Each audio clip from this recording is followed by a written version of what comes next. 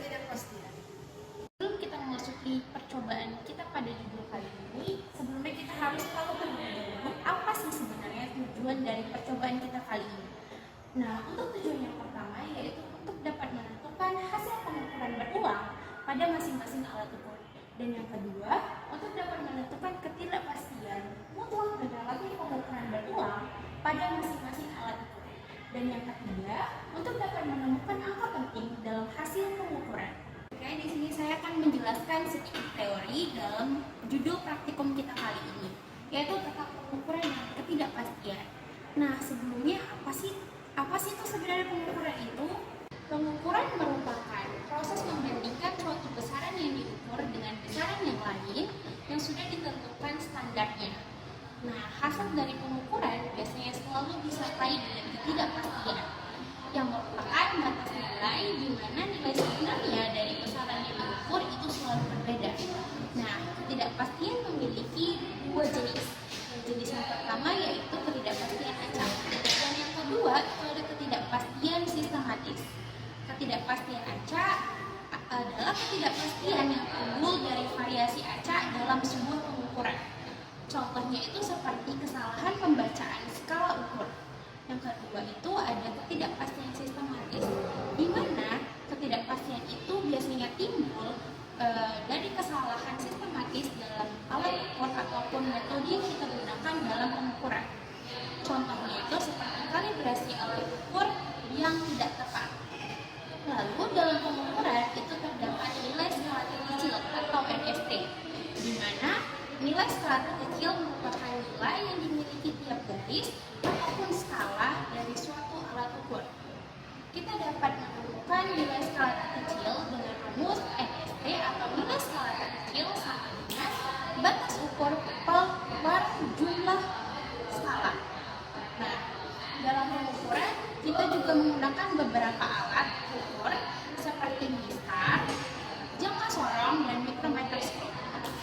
Nah, masing-masing alat-alat tersebut memiliki tingkat ketelitian tertentu. Contohnya seperti mistar memiliki tingkat ketelitian 1 cm, jangka sorong memiliki tingkat ketelitian 0,1 mm, dan mikrometer skop memiliki tingkat ketelitian sebesar 0,01 mm. Halo teman-teman, jadi kita lanjut ke bagian alat dan bahan. Alat yang kita gunakan di praktikum ini yang pertama ada penggaris atau mistar, yang kedua ada jangka sorong, dan yang ketiga itu ada mikrometer skop. Nah, untuk bahan yang kita gunakan sebagai beban variabelnya itu ada kayu, ada logam, dan ada beban variabel yang nanti akan divariasikan. Setelah itu kita lanjut ke prosedur percobaan. Nah, di prosedur percobaan kita ada 2 kali pengukuran. Yang pertama kita akan menggunakan penggaris, jangka sorong, dan mikrometer skop. Setelah itu kita akan lanjut ke bagian neraca digital. Oke, yang pertama adik-adik kita akan memulai pengukuran bahan logam pada penggaris. Untuk pemakaiannya, yang pertama siapkan logam, lalu dilakukan pengukuran terhadap logam. Jadi boleh adik-adik perhatikan, pengukuran dimulai dari skala 0. Setelah di skala 0, perhatikan bahwa pengukuran itu benar-benar di bagian diameter logamnya.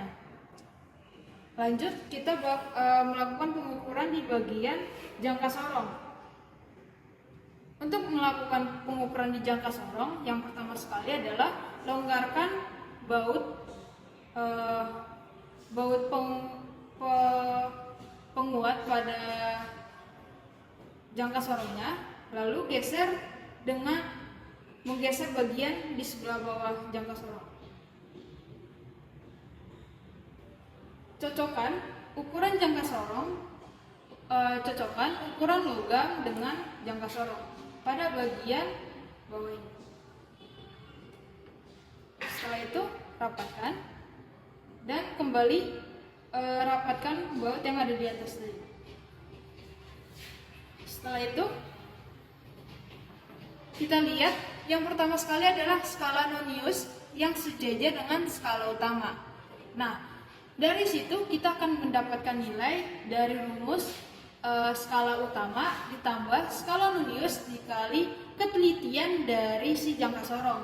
Pada teori kita memakai 0,01, tapi untuk di alat laboratorium ini itu ketelitiannya 0,05. Nah, jadi nanti skala Noniusnya akan dikalikan dengan 0,05. Kita lanjut ke bagian pengukuran mikrometer sekrup. Nah, di mikrometer sekrup langkahnya hampir sama dengan jangka sorong, hanya saja ada sedikit perbedaan. Di mana yang pertama, kalau misalnya kita memakai jangka sorong, yang pertama sekali adalah kita melonggarkan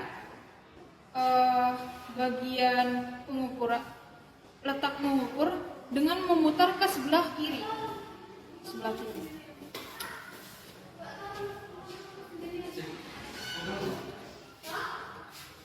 Lanjut, kita akan menyesuaikan ukuran dari ketebalan logam yang akan kita ukur.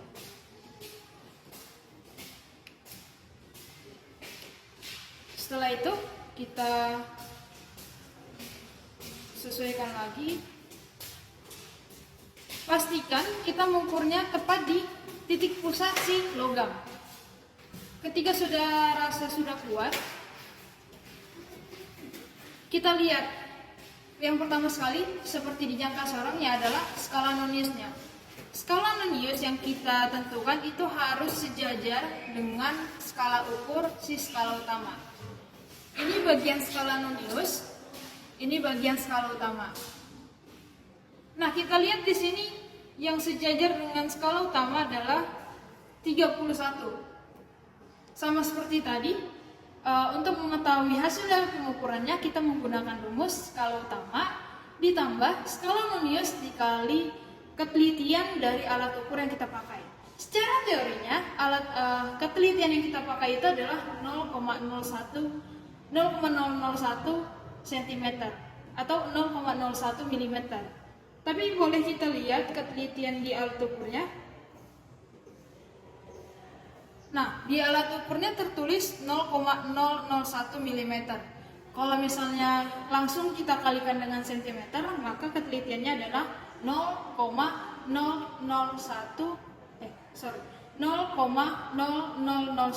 cm. Nah, semisal kita hitung hasil dari pengukurannya adalah, nah, boleh adik-adik lihat, jadi di skala utamanya itu 10, skala Noniusnya tadi 31, berarti hasilnya adalah 10,0031 cm. Nah, itu yang untuk bagian mikrometer sekrup.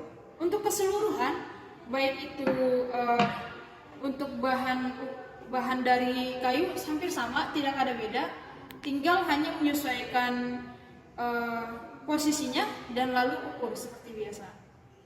Selanjutnya kita akan melakukan pengukuran menggunakan raca digital. Di raca digital yang pertama sekali adalah kita menyiapkan raca digitalnya dulu. Dan pastikan sebelum kita memakai raca digital, skala pada raca digital itu harus 0. Tidak boleh kurang, tidak boleh lebih. Jika nilainya masih lebih dari 0, kita harus menunggu sampai benar-benar skalanya 0. Nah, lanjut kita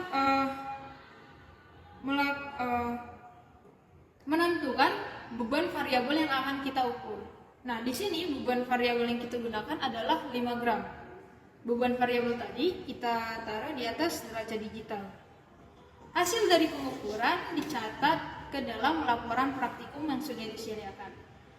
Pengukuran dilakukan sebanyak 3 kali untuk menentukan ketidakpastian dari setiap alat ukur yang kita gunakan. Lanjut, kita masuk pada analisa data. Nah, untuk analisa data yang pertama yaitu menghitung ketidakpastian mutlak pada tiap pengukuran berulang. Kita dapat menggunakan rumus delta F sama dengan 1/n dikali akar n sigma x kuadrat dikurang sigma x kuadrat per n kurang 1. Nah, untuk menjawab analisa data yang kedua, yaitu menghitung ketidakpastian relatif pada tiap pengukuran berulang,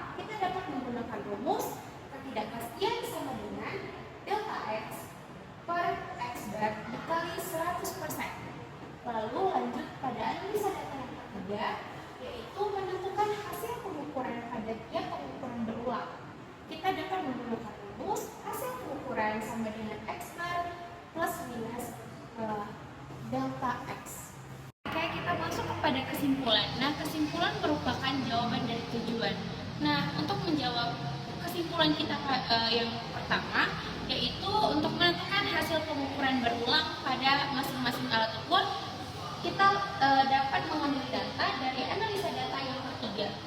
Nah, untuk kesimpulan yang kedua, yaitu untuk menentukan ketidakpastian mutlak dan relatif pada pengukuran berulang, kita dapat mengambil data dari analisa data yang pertama dan analisa data yang kedua. Lalu untuk kesimpulan yang ketiga, yaitu untuk menemukan angka penting dalam hasil sebuah pengukuran, kita dapat mengambil data dari analisa data yang telah kita kerjakan. Sekian dari judul pengukuran dan ketidakpastian. Sampai jumpa di judul selanjutnya.